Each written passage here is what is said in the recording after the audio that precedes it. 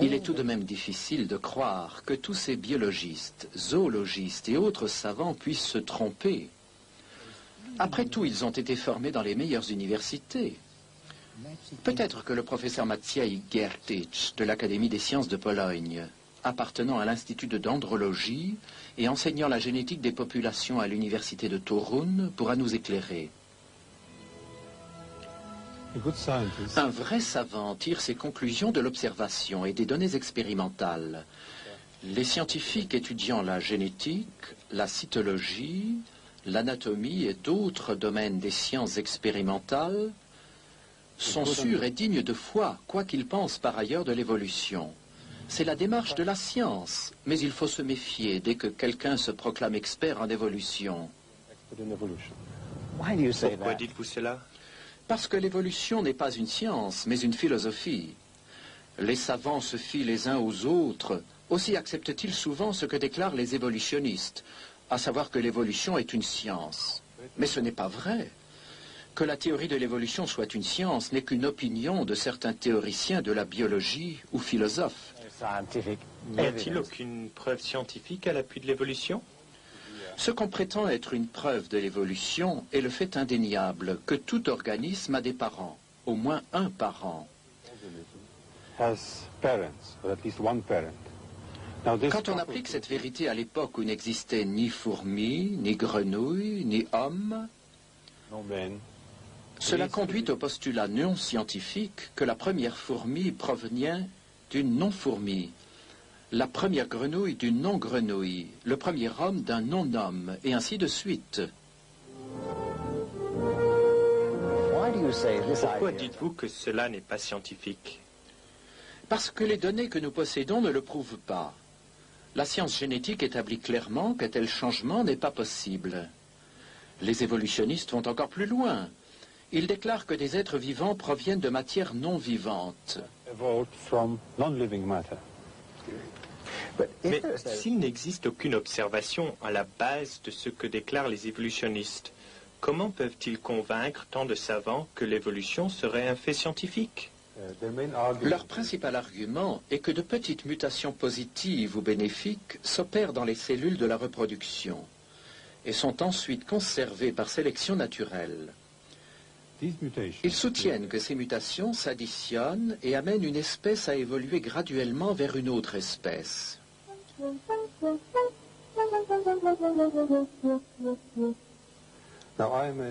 Non, je suis généticien et je puis confirmer qu'au cours de toutes les recherches de tous les laboratoires du monde où l'on a produit des générations et des générations d'organismes vivants, jamais, nulle part, aucune mutation positive n'a été observée.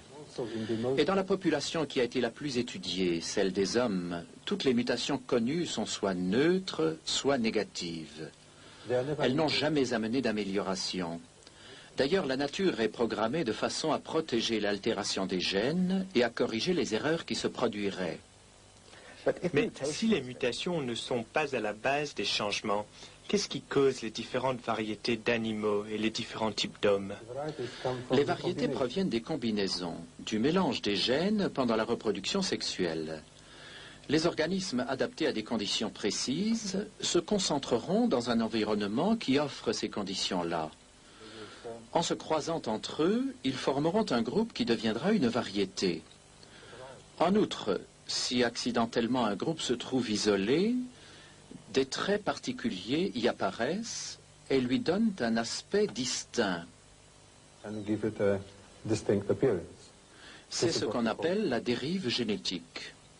Mais ces variétés ne représentent-elles pas une certaine forme d'évolution? Beaucoup de gens soutiennent que par ce processus, de nouveaux types biologiques vont apparaître. Mais ce n'est pas vrai. Tout ce qui se produit, c'est que quelques gènes ont été enlevés à la population globale et la population obtenue s'en trouve appauvrie. Son contenu génétique est amoindri. De plus, s'il n'y a pas de nouveaux gènes, il n'y a pas de potentiel pour de nouveaux organes ou de nouveaux organismes. On obtient seulement une variété différente d'une même espèce. Ce procédé est utilisé aujourd'hui dans l'élevage. Par sélection et isolation, on obtient de nouvelles variétés d'animaux et de plantes, par exemple des chevaux, des vaches, des chiens, des céréales, etc. On sélectionne ce qui est utile à l'homme ou qui présente telle qualité qui ont un intérêt particulier pour nous. Mais ces populations sont des groupes restreints, très dépendants des conditions extérieures que l'homme leur réservera.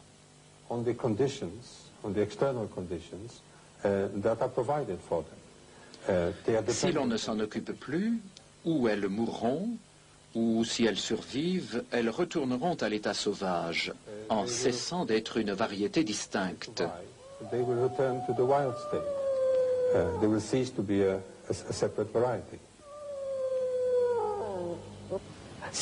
Alors, si les formes de la vie sont plus résistantes à l'état naturel, un changement qui se produirait dans la nature, aurait-il une bonne chance de durer? Le simple mélange de gènes dans des conditions naturelles ou artificielles ne produit pas de nouveaux gènes. Pour qu'il y ait évolution, il faudrait de nouveaux gènes chargés d'informations génétiques. La science ne connaît aucun processus naturel qui produise de nouveaux gènes, que ce soit par isolation, par sélection, mutation ou croisement. Cela est impossible. Pourquoi alors apprend-on aux enfants qu'une espèce peut évoluer en une autre? Je crois que c'est parce que les évolutionnistes ne veulent pas accepter l'idée que les gènes contiennent autant d'informations utiles, c'est-à-dire assez pour chaque fonction précise que doit remplir chaque organe. C'est seulement depuis que nous savons lire le code génétique que nous connaissons la quantité d'informations contenues dans ces gènes. La science ne sait pas comment cette information pourrait apparaître spontanément. Cela nécessite l'intervention d'une intelligence et ne peut arriver par hasard. Mélanger simplement des lettres ne crée jamais de poésie. La biologie moléculaire montre clairement que jamais dans le passé il n'a pu exister d'organisme simple. Tous les organismes vivants, aussi primitifs qu'ils paraissent, sont complexes en réalité et regorgent d'informations, lesquelles ont dû être là dès le début. Par exemple, le système redoublé dans la protéine très complexe ADN-ARN de la cellule doit avoir été parfait dès le début. Sinon, les systèmes vivants ne pourraient exister. La seule explication logique est que cette grande quantité d'informations provient d'une intelligence. Chaque bactérie, chaque cellule microscopique est programmée avec tant de précision que nous devons supposer que l'information qu'elle contient doit venir d'une intelligence bien supérieure à la nôtre. Les évolutionnistes ne veulent pas accepter ce fait si évident.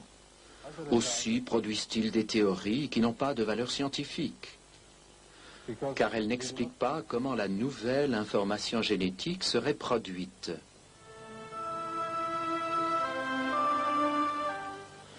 Il est curieux que les livres d'école et ceux d'histoire naturelle continuent d'affirmer que les savants acceptent l'évolution comme un fait scientifique.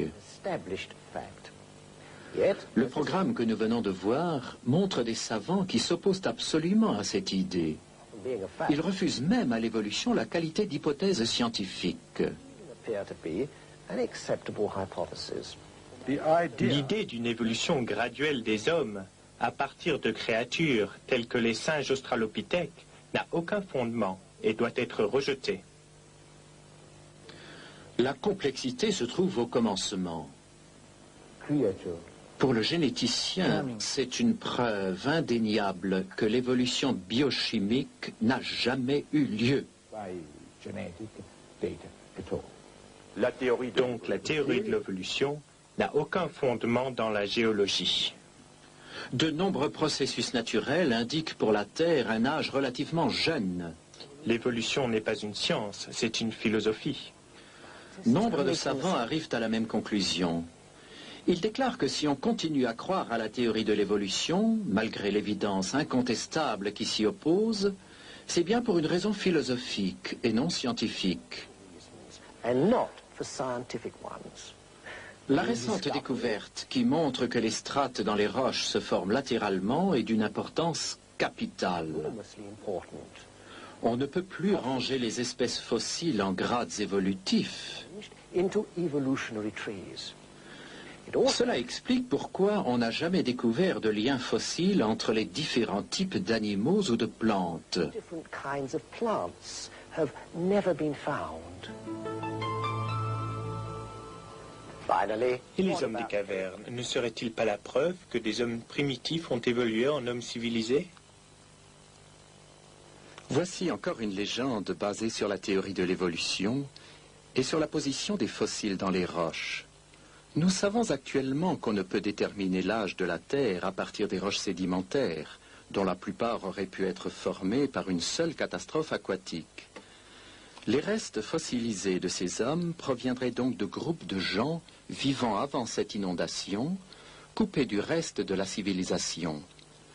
De nos jours également, on découvre de petits groupes d'hommes vivant complètement à part, de façon primitive, très semblables à ces hommes primitifs. D'ailleurs, si la grande majorité des roches sédimentaires ont été formées par le même cataclysme, il n'y a aucune raison de mesurer la vie terrestre en millions d'années plutôt qu'en milliers d'années. the scientists Les personnalités scientifiques qui ont été présentées dans ce film ne sont que quelques-unes parmi les milliers qui sont arrivées à la même conclusion. La théorie de l'évolution n'est qu'un conte de fées pour des adultes.